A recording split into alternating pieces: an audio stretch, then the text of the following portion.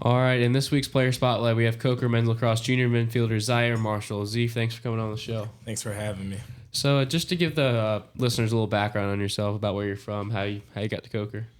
I'm from Minneapolis, Minnesota. My senior year, I reached out to Coach O, and we just hit it off, and I loved Coker's small-knit community. So, just how did you meet Coach O, being that he's mainly from... Coach O, if you guys didn't know, is the former coach before... it was about 2 head coaches ago. So we have Coach Ambrose now, and then before that we had Coach Snow, and then Coach O was here for a good bit. He kind of transformed the lacrosse program into what it is today, and then so that's how Zyaire came here. So he recently wanted to go back to Charlotte to spend more time with his family. So yeah, how did you and O meet, or how would that relationship go? I emailed him. He emailed me back, and then invited me down for a visit. Took me around the campus, and we just talked and hit it off. So just like going to the field aspect of things, your performance this season, it's been kind of crazy for you. You're not exactly what do you call a sharpshooter, but you got some of the most goals on the team. So just I want to talk about like how from your freshman season to now, how much you've changed as a player, and how have you seen it through your eyes? Freshman year, I feel like I was taking every chance I got. And now, later down the line, I'm letting it come to me.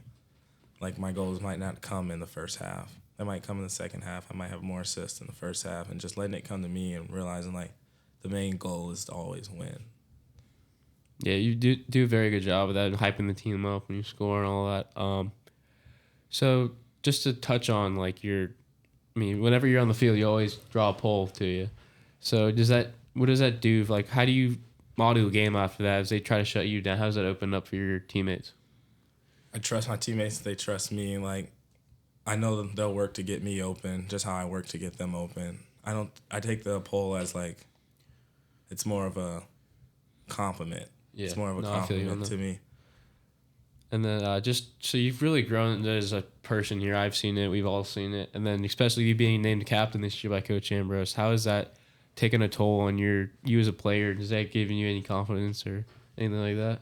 Yeah, it feels good to know that the team's behind me and they trust me and they look to me as a leader.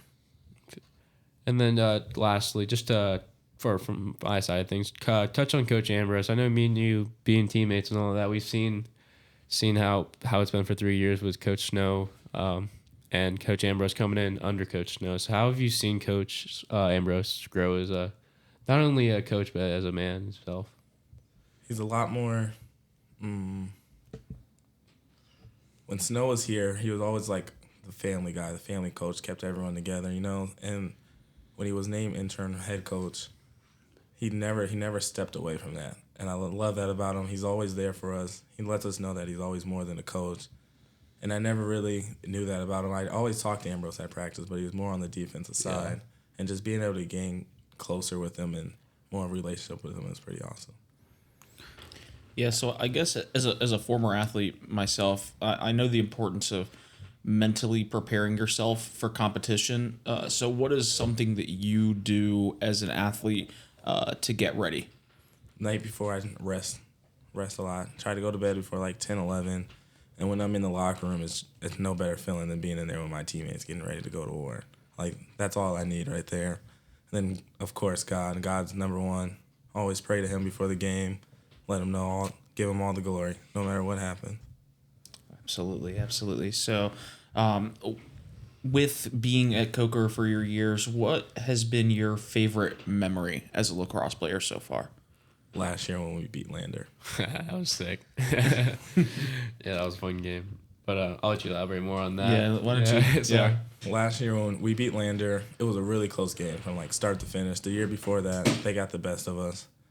Now, obviously, for you guys and everything like that, from pretty much a whole team aspect and everything like that, obviously, it's not just you contributing. Obviously, you got about a handful of guys that it seems like every time we do a lacrosse game here that there's an option to score, whether it's yourself, Justin, or, us for that matter. And again, just a handful of guys who are options and everything like that. For you, what is sort of like the mindset when you guys kind of, hit the offensive grind and everything like that and just know that anybody on that field has more than a chance to score and has more of the ability to score and everything like that. I feel like it's awesome. Like, you know, like you don't have to do something right now. You don't have to be the person. You don't have to be the guy, and your whole team can lift you up. Like the last game, we were passing the ball around. Everyone was scoring. Everyone was getting assists, and that's the best way to play lacrosse. And for you, and for everybody and everything like that, it's that unselfish mentality that you kind of see from everybody and everything like that. What is it kind of like just having a team that, because we've seen a handful of teams where there are guys who will do it themselves and everything like that, quote unquote. Oh, but with you guys, it's a case of there have been a handful of plays and possessions for you guys where literally everybody will touch the ball multiple times in a quarter and everything like that before you even make a move. And there's a lot of time on the clock. It's about 80 seconds on a shot clock for those who don't know. So what is it like kind of just knowing that that you have guys who don't have really that unselfish mentality and everything like that?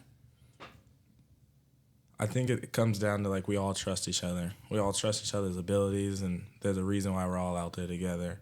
And we trust what Ambrose has set in stone and every day in practice and what he's telling us, and we just believe in everything Ambrose said, and we trust him. Absolutely. And the other thing I kind of wanted to ask and everything, obviously when we talk about the conference and everything as a whole, obviously SAC probably one of the toughest conferences to play in and everything like that.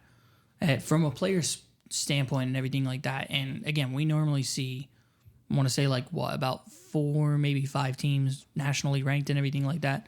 What is it like kind of just like seeing, knowing that you guys probably are in one of the toughest conferences in the SAC pretty much for NCAA? I mean, it's definitely a tough conference. There's definitely some tough teams, some tough players. And I feel like the more like we embrace it and just are open to it, the better it is. Because, I mean, they're not going anywhere. I mean, those big teams that are nationally ranked, they're not going anywhere anytime soon. So the more, like, you go out there and don't think about it and you're just out there playing and realize, oh, we can do this too. We got to do this better, or we can't make mistakes on little things. Yeah, so moving back a little bit, started off the season a little rough, was 1-4, and then have won 4 games in a row now, which is phenomenal, really on a roll. So what was the conversation like in the locker room or in meetings or whatever at that 1-4 point, and what kind of sparked the run for you guys? I feel like a lot of the upperclassmen knew, like, there's a couple games, like, we have to win if we want to make the playoffs. And starting with, after Young Harris, it was LMU, It was LMU. It was LMU, and we were like, Coach Ambrose told us this is the biggest game of our life. I mean, they're the reason we didn't make the playoffs last year, so we came into it like, this is the biggest game of our life. If we want to make the playoffs, we got to win this game. And then Catawba came, we were like, we got to win this one too. And it just keeps on rolling.